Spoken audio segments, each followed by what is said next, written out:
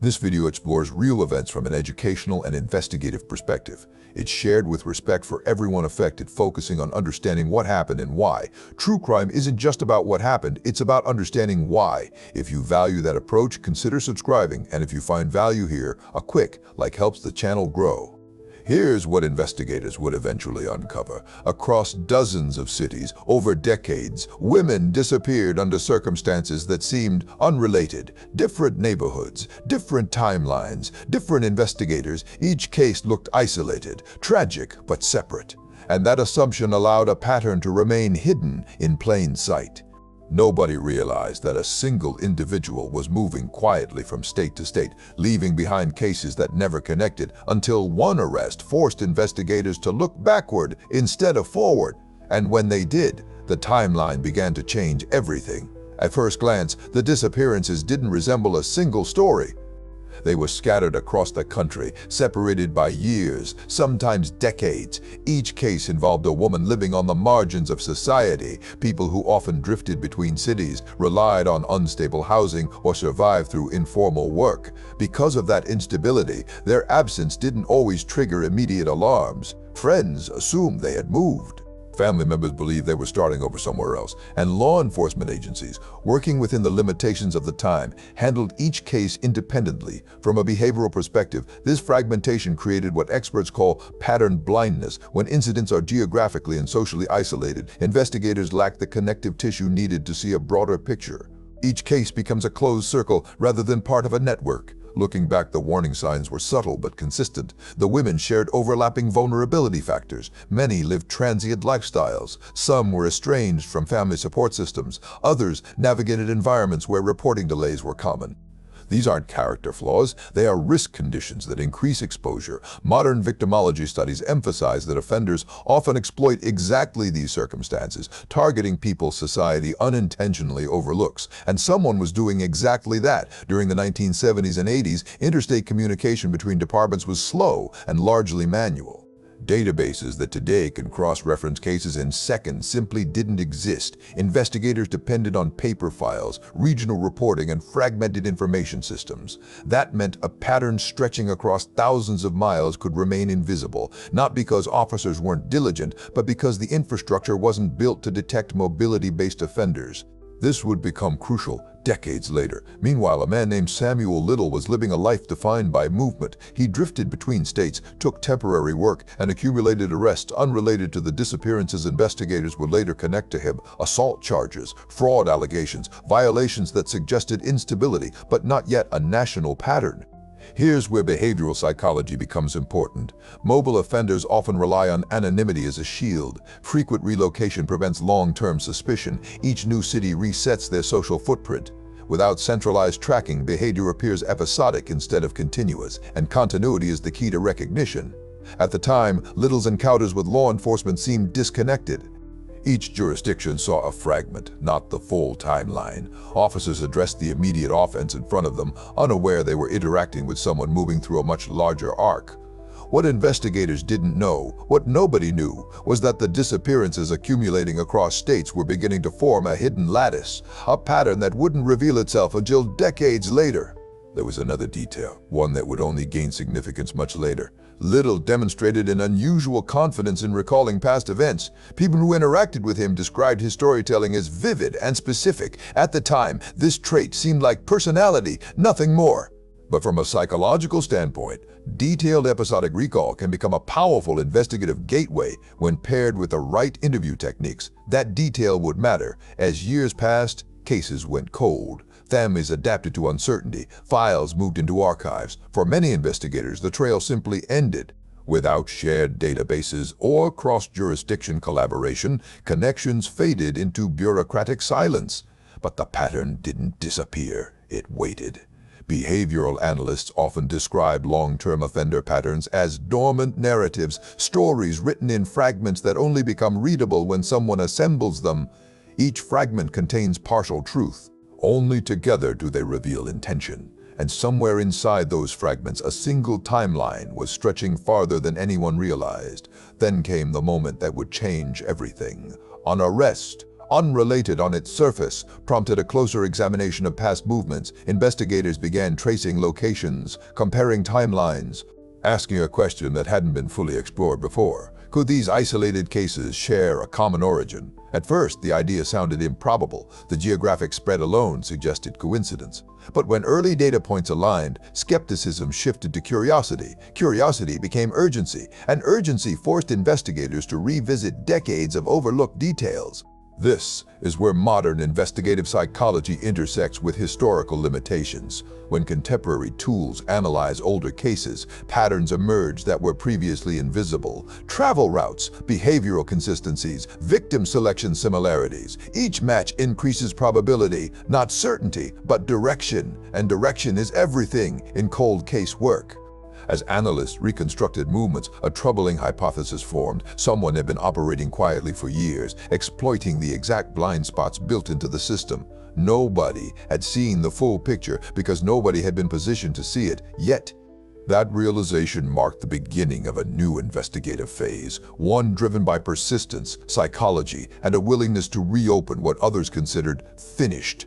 But investigators were still missing the critical element: proof. And without proof, a theory remains speculation. What they found next would begin transforming speculation into something far more concrete and force authorities to reconsider how many cases were truly connected. The arrest itself didn't look like the turning point it would later become.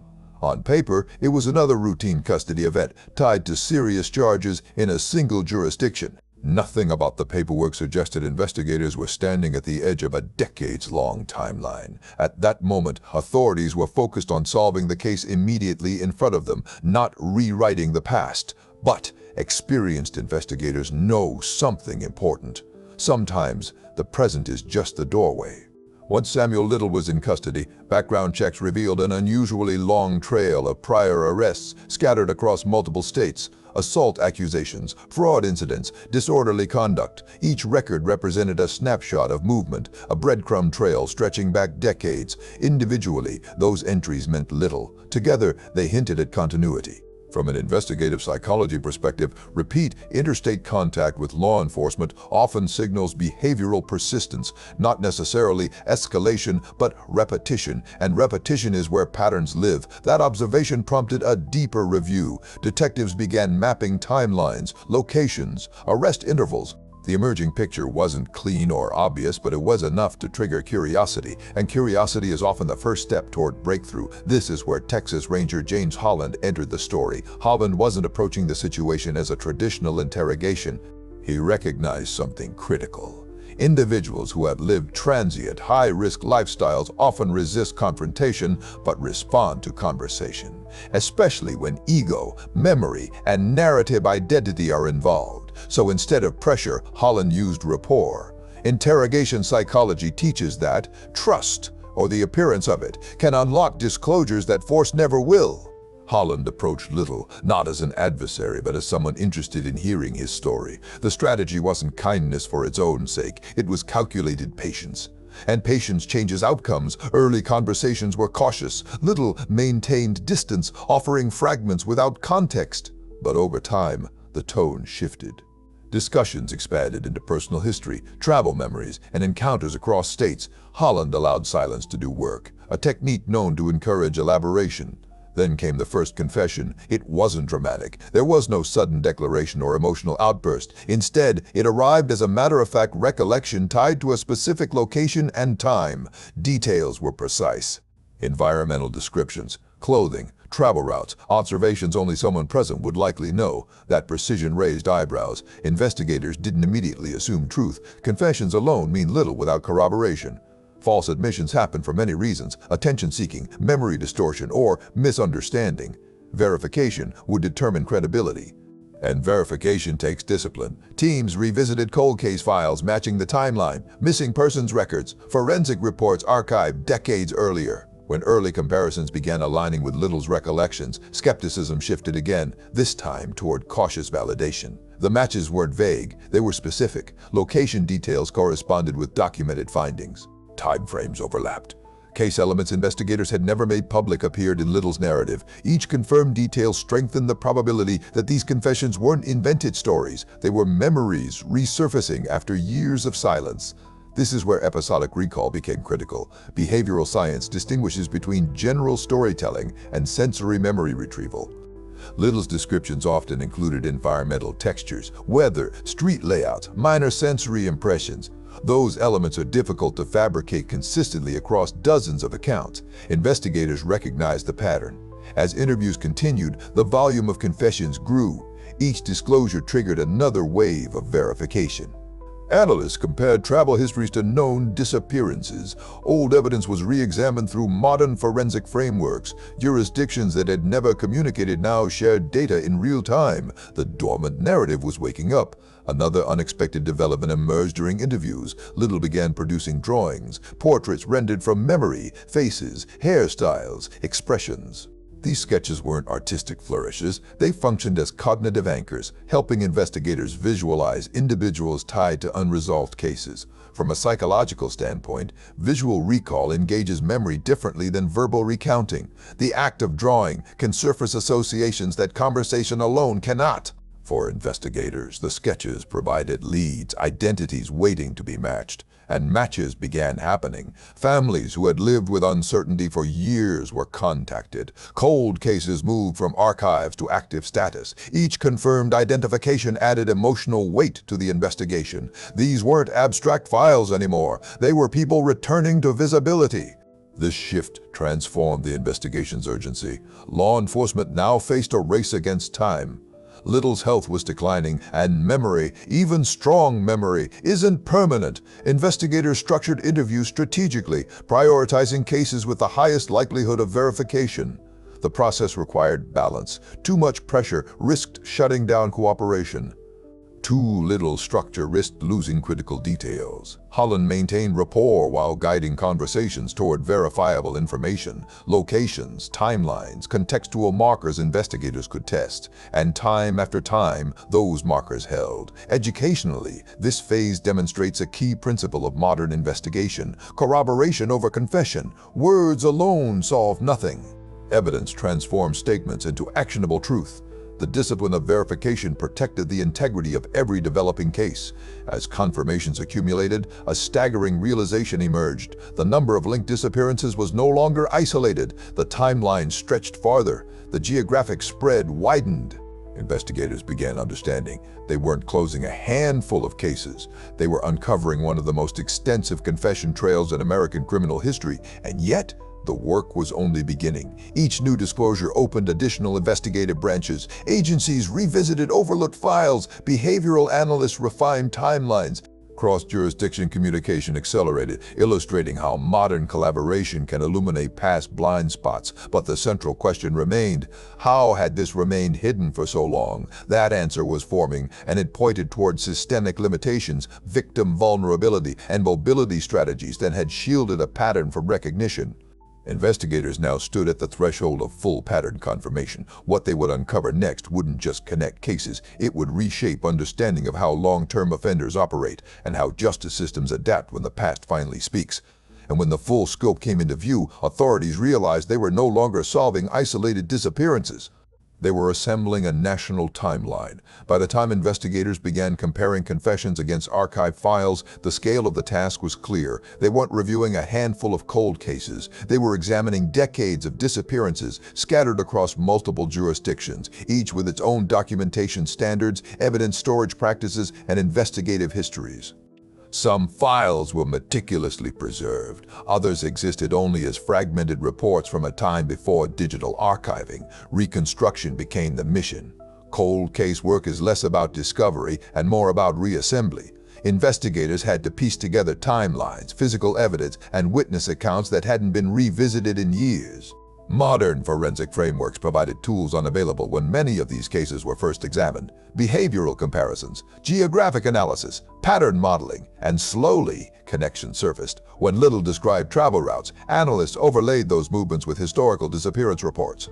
Certain corridors appeared repeatedly: cities connected by highways, transient lodging areas, neighborhoods where vulnerable populations were known to circulate.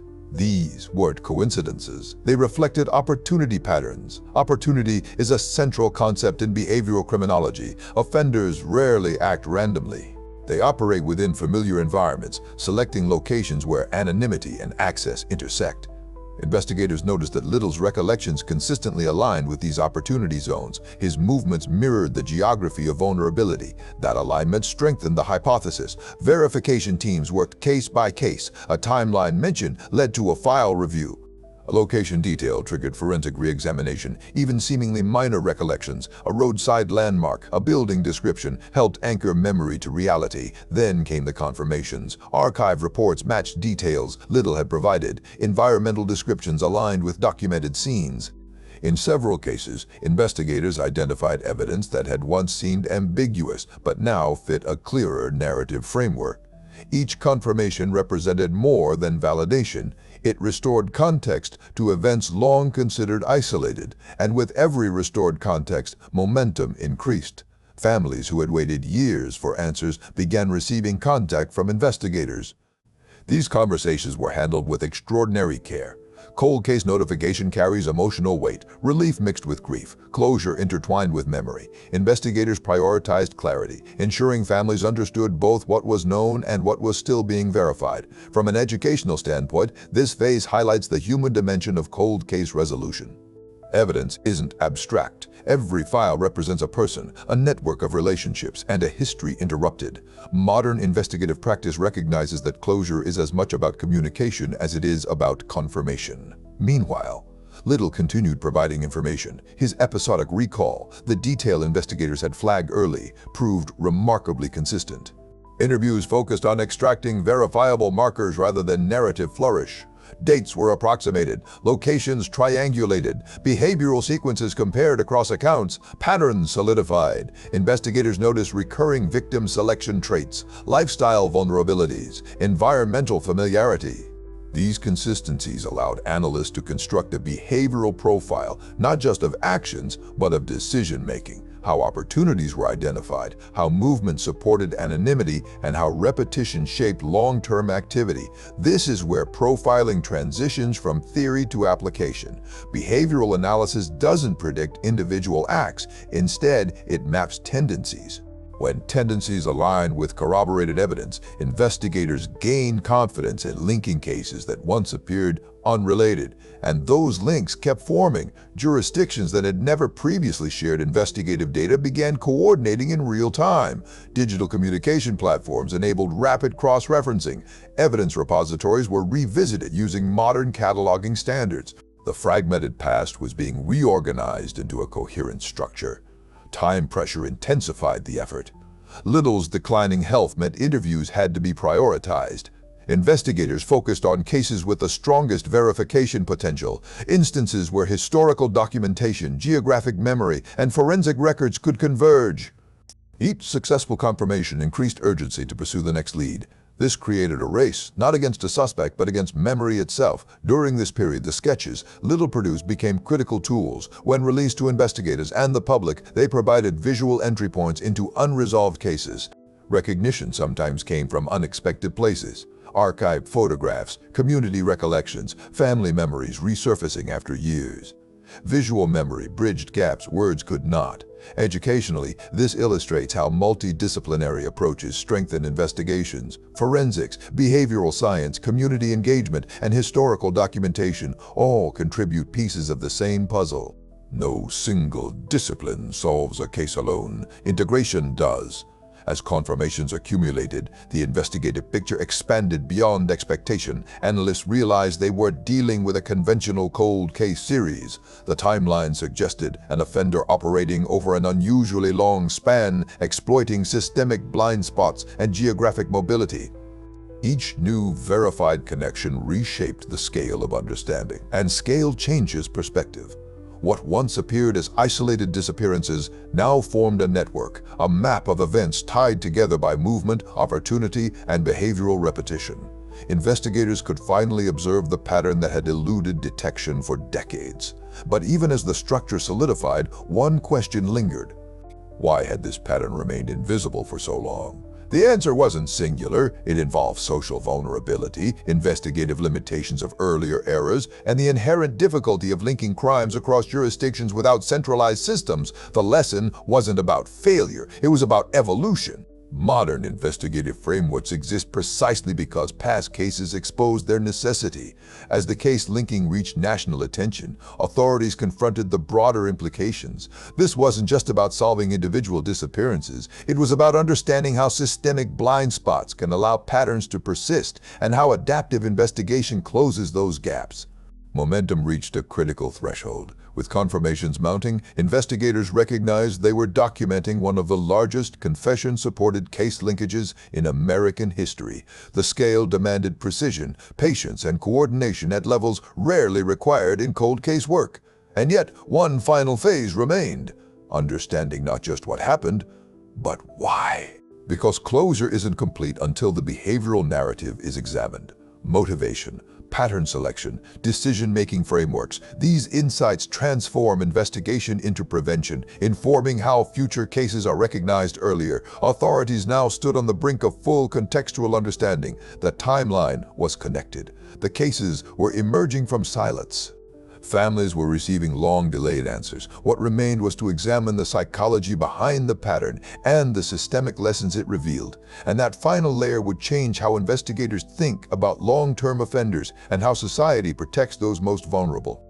Once investigators had assembled the timeline, confirmed case links, and notified families, attention shifted to a question that sits at the heart of behavioral investigation: not just what happened, but why it happened at all. Understanding motive in long-term offender cases is rarely simple. Popular culture often expects a dramatic explanation, a singular trigger, or defining event. Reality is more complex. Behavioral patterns emerge from layered influences, personality structure, environmental exposure, reinforcement cycles, and opportunity. Samuel Little's confessions did not offer a tidy motive. Instead, investigators observed something more telling: a pattern of emotional detachment paired with repetition. From a psychological standpoint, repetition can become self-reinforcing. The act itself isn't always driven by a single emotional catalyst, but by a cycle of behavior, familiarity, and perceived control. Control is a recurring theme in behavioral analysis. Experts note that offenders who target vulnerable individuals often seek environments where resistance is minimized and detection risk appears low. Vulnerability does not create wrongdoing. It is exploited by those already inclined toward harmful behavior. That distinction matters because prevention focuses not on blaming victims, but on recognizing patterns of targeting. Little's victim selection followed a consistent logic. He gravitated toward women living in unstable conditions, individuals less likely to be immediately reported missing, less likely to trigger coordinated search efforts, and more likely to be overlooked by fragmented systems. Behavioral criminology calls this target availability, where accessibility intersects with perceived anonymity. And anonymity breeds confidence. When harmful behavior goes undetected, reinforcement occurs. The absence of immediate consequences can falsely signal safety to the offender, strengthening repetition. Over time, this creates a feedback loop: action followed by perceived escape, repeated again and again. This is not unique to one individual. It is a behavioral mechanism seen across multiple offender typologies. Understanding it allows investigators to anticipate patterns rather than simply react to outcomes. Equally important is what the investigation revealed about systemic blind spots. During the decades when many disappearances occurred, information sharing across jurisdictions was limited. Records were localized. Data systems were incompatible. Cases involving marginalized individuals often received fewer investigative resources, not from lack of care, but from structural constraints and reporting challenges. Modern investigative frameworks exist because past limitations exposed the need for change. Centralized databases, cross-agency communication, behavioral profiling integration. These advancements are designed to detect patterns earlier, especially when offenders rely on geographic mobility and social invisibility. In that sense, this case became more than a resolution effort. It became a demonstration of investigative evolution. Another critical lesson involves rapport-based interviewing. Texas Ranger James Holland's approach illustrated how psychological strategy can unlock information that force alone cannot. By engaging Little in conversation rather than confrontation, investigators gained access to memory pathways that might otherwise have remained closed. This reinforces a principle widely taught in modern interrogation training. Cooperation often yields more verifiable intelligence than coercion. Education in these techniques protects both investigative integrity and legal reliability. As confirmations accumulated, families receive answers that had been delayed for years. Closure does not erase loss, but it restores narrative. It replaces uncertainty with truth, allowing memory to settle into understanding rather than endless speculation. That human dimension defines the ethical core of cold case work. Every investigation ultimately serves people, not statistics. Files represent interrupted lives, relationships, futures.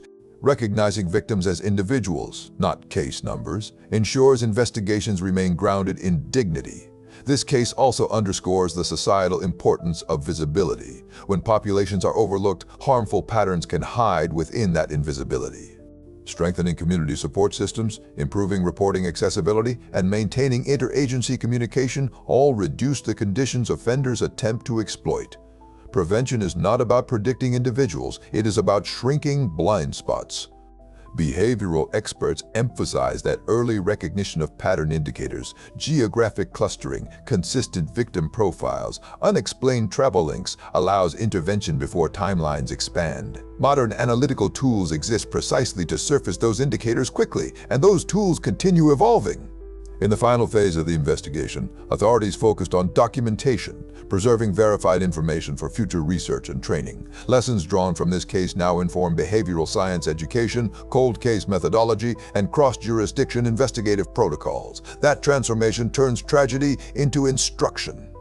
It ensures that what was once hidden contributes to preventing repetition. Investigators learn how patterns form. Agencies refine communication strategies. Communities strengthen awareness of vulnerability factors. The story becomes part of a larger protective framework. When asked about motive, Little's responses often reflected detachment rather than explanation. For investigators, that absence of